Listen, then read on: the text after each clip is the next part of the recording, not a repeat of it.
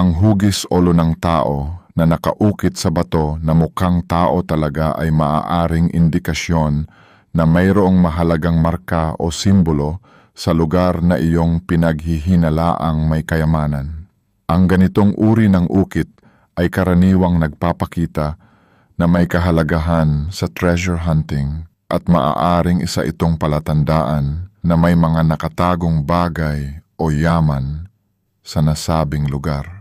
Mag-ingat magdasal palagi sa Panginoon para sa gabay. Maraming salamat.